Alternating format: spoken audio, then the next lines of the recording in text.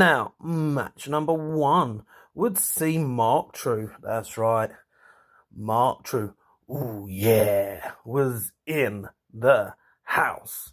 And he was taking on the very talented Josh Breen. Now, I've seen both these guys, obviously. I've seen Mark in action so many times now. I've seen him so many times over the years. Absolutely love this guy in action. Josh Breen, again, seen this guy in action a few times. So I knew this was going to be a good one. The crowd were wild for this one. And Josh Breen would bring the power game to start with. He would perform a slam, and then he would steal Mark Trew's beanie.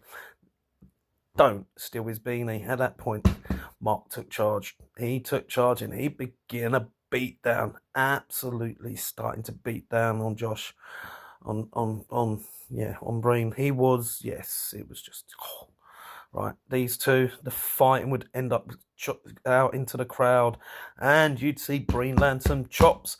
Gotta love me some chops, right? The fans were absolutely loving it. But Mark Trew would, he'd start to bend the rules a little bit. He was in his heel persona that night, and he'd start chopping down. Mark Trew, oh, his chops. Oh, that boy can chop. That man, oh, yes. Bring me more chops. And he'd be biting as well. Then he would let his educated feet go. This man, his feet, his knees, this guy's very talented, just with every part of his body, just fantastic. Honestly, back and forth, you'd see a huge spine buster by Josh Breen, and you honestly, at this point, you thought it was over. But it was a 2 count. So many near falls in this match.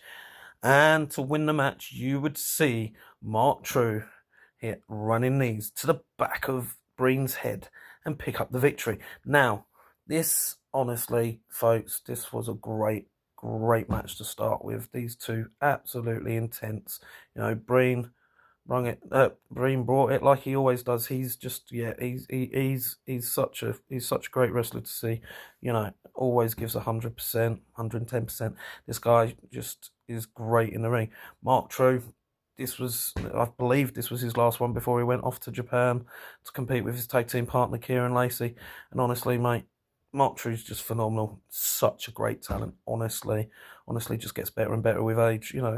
And now that he's been to Japan, I reckon he's probably picked up so many new tricks. This guy, the sky's the limit for this guy, I reckon. Anyway, folks, if you get a chance to see either of these guys live in action, I recommend that you do so for yourselves.